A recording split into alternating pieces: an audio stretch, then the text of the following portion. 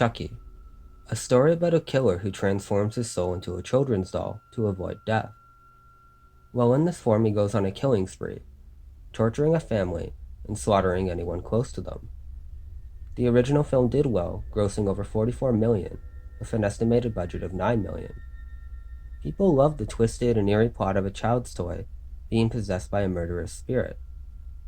A great idea and plot for a horror film. But what if they had help? What if the film was based off another doll who was reportedly possessed?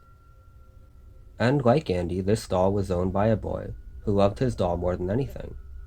So much so that the young Otto started to act very odd whenever he was with his cherished companion. During this video, we will dive into the backstory of Eugene Otto and his precious doll Robert, and learn why so many people are terrified to go near the doll to this very day.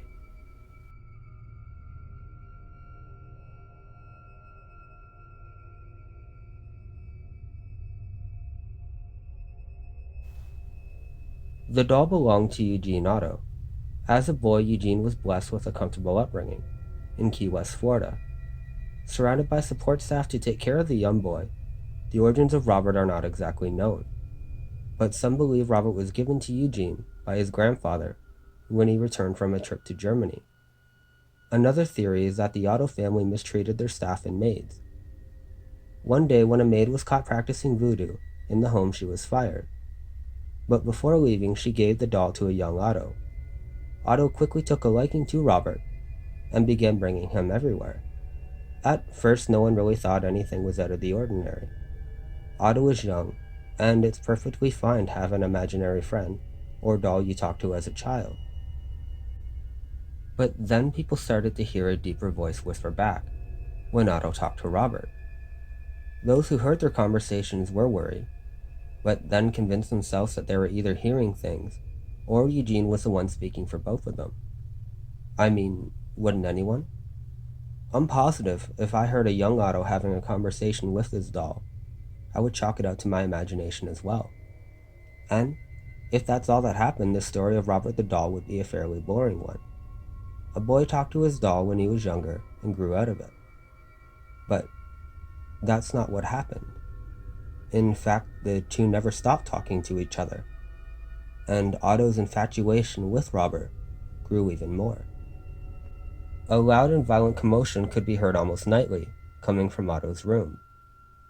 When he would be checked on, there would be furniture thrown across the room and Otto's other toys torn apart. When Eugene was found, he would be huddled in the corner of his room, terrified. When asked what happened, all Eugene would say was, "Robert did it." After a while, the doll couldn't be ignored, so it was decided Robert would be placed in the attic. At nighttime, Robert could be heard moving around the upstairs part of the mansion, and was even heard giggling throughout the night. When Eugene grew up, he found his old friend, and began taking him everywhere again. Otto worked as an artist, and even married. Otto placed Robert at the window of their home to give him a nice view. When people would pass by the home, some would say they saw Robert moving around the window and disappear, only to appear again a few seconds later. Word got out, and residents began avoiding the home. Unfortunately for Robert, Eugene's new wife hated the doll as well, and he was banished to the attic. Instead of the attic, Robert convinced Eugene to put him in the turret room, because he wanted a room with a nice view. As Eugene aged, he spent nearly all of his time in the turret room, talking to Robert and painting, until his death in 1974. After the death of Eugene and his wife, their home was bought by Myrtle Redder, and just like before, the events started again. Myrtle stated that the doll would be in a different place in the home from where she left him. Her guests would also say the doll would disappear from sight, and his expression would even change when they spoke negatively about him. Finally, in 1994, Myrtle had enough and donated Robert to the Fort East Martello Museum in Key West, Florida, where he still resides to this day.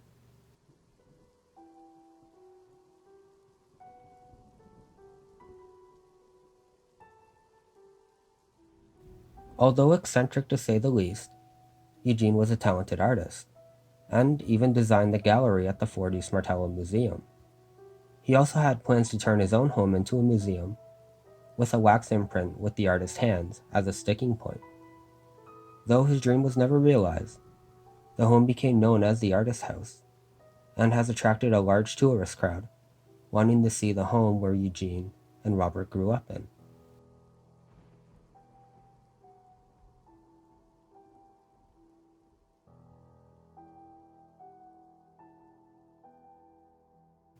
Chucky is probably the most famous story based on Otto and Robert. However, my favorite adaptation of the legend would be a movie called Pin. I saw this movie as a child, and it thoroughly scared me. I don't remember the exact plot, but I do remember it following a man who was obsessed with his father's anatomically correct medical doll.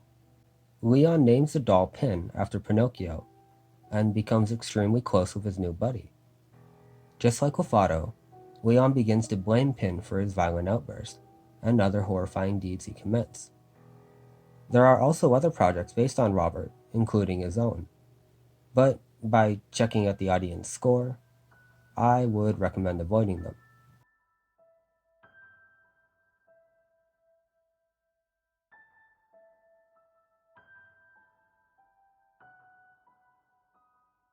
This is a tough one.